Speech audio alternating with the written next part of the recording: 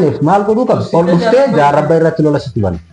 Ati amma ka jaarrabba dubbatamoo ka qillisaa dubbata. Qillisaa kan isaanii gootee ka jaarrabba gatte qillisaa gattu kama jaarrabba bakka ati jirti maal godhan akka ati ka duubaa ka dura irraa si kaasan san dhaqxeen falman asaan san dhufanii si tuttuqan jechuudha. Ati haga kaasaan si jalatti dhufa waan taateef kaasaan dubbatta malee ka olaan ka jalqabaa san yaadattu jechuudha. Kun awwaala polotikaa keessatti namni daangaa namaa dhiibu istiraatejii wahii ilaalee itti fayyadamaniitu yaada.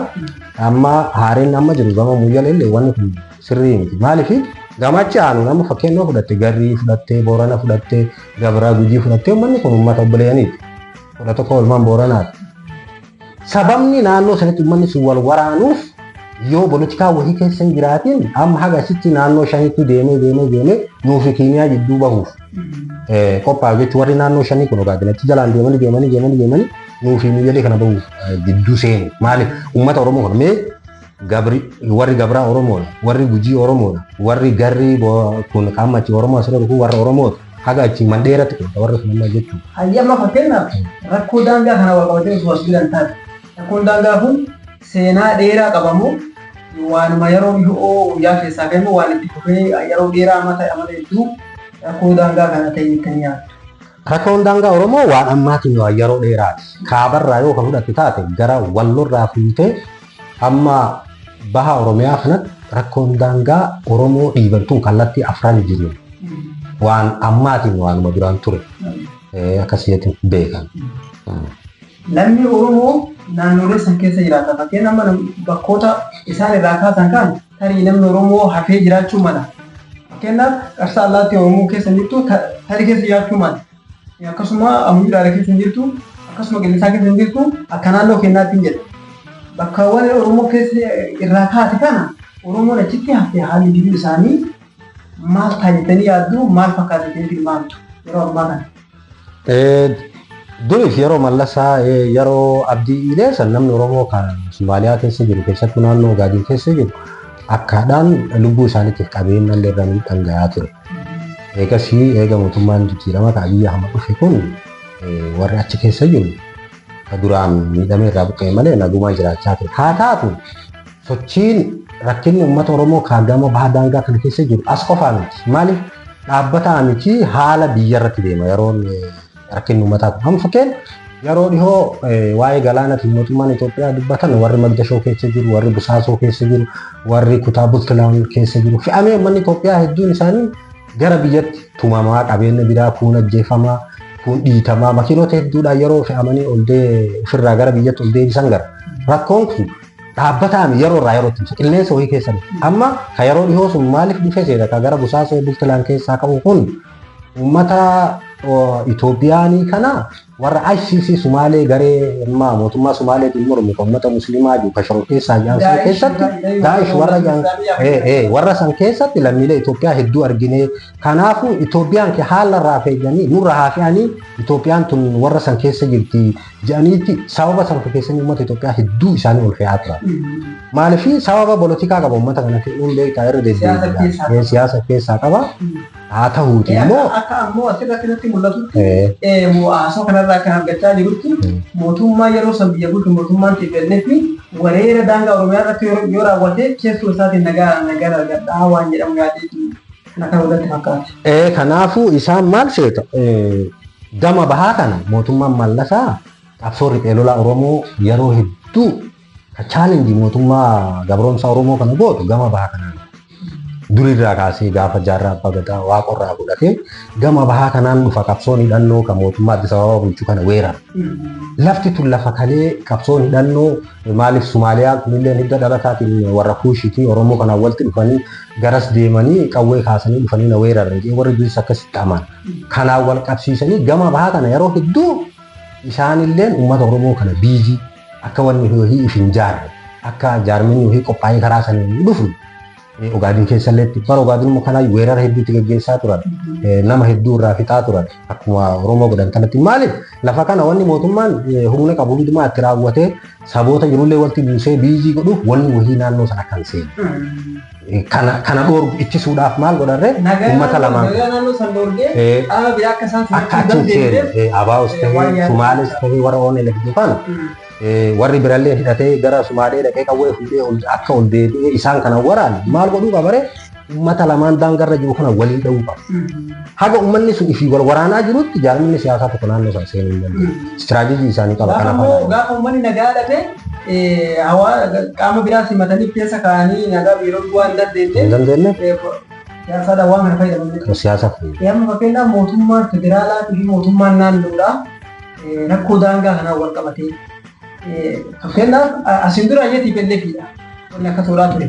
Amma yeroo bulchiisa keenyaa kana keessallee wanni kun darbee bakka bakkatti ni mul'ata. Wanni kun mootummaan naannootii fi mootummaan federaalaa akkam godhuu qaba. Karaa kam yoo deeme hawaasni kun illee baraaramee rakkoorra mootummaalee nagaa argatee biyyi misoomna biyya yaadda. Warri walirra jiru kun. Keessattuu dhugumaadha mootummaan federaalaa mootummaan Itoophiyaa waan kana furuudhaaf gahee guddaa namni qabu isaan maaliif biyya bulchaa jiran waan ta'eef. Kana isaan qoftiin furuu dadhabullee osoo hin ta'in rakkoon Itoophiyaa kun gama daangaatiin jiru kun keessattuu bara wayyaaniin eega kaateen booda babal'ate. Gama kibbaa kana yoo fudhatte uummata kibbaa uummatuma Oromootii fi naannoo Amaaraa kana yoo fudhatte bakkoota hedduu naannoo Sumaalee qofaan chaalenjiin naannoo daangaatiin wal qabatu walitti bu'iinsi baay'ata.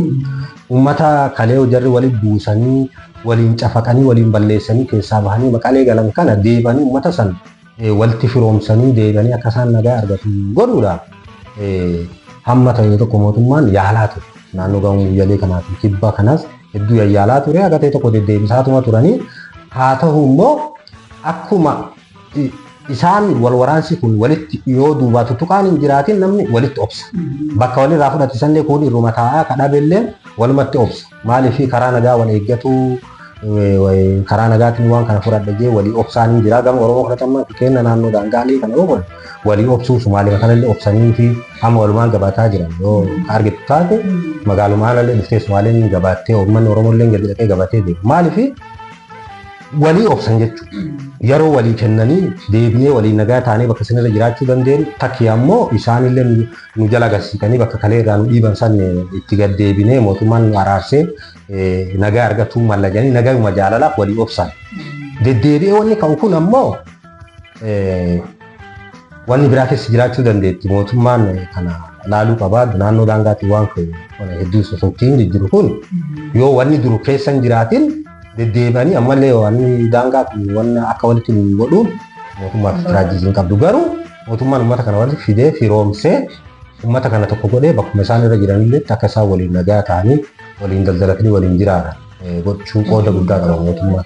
Ammallee uummanni haruma nagaatiin waan sana eeguu qabu malee wal waraansatti seenuu qabu jechuudha yaada. Rakkoo daangaa kana furuuf tumsi seeraa fi heeraa seedaa akkamitti hojiirra ooluu qabu?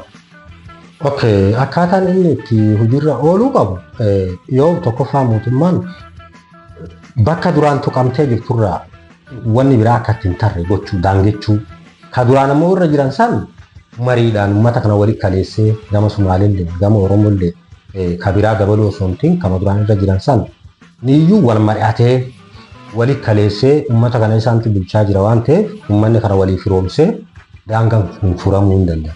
Maaliif keessattuu gama horsiisee bulaa kanatti uummanni horsiisee bulaa kun sababa wal loluuf illee baay'een qaba. Maaliif horii uummata kunis horii tiffata kunis horii tiffata.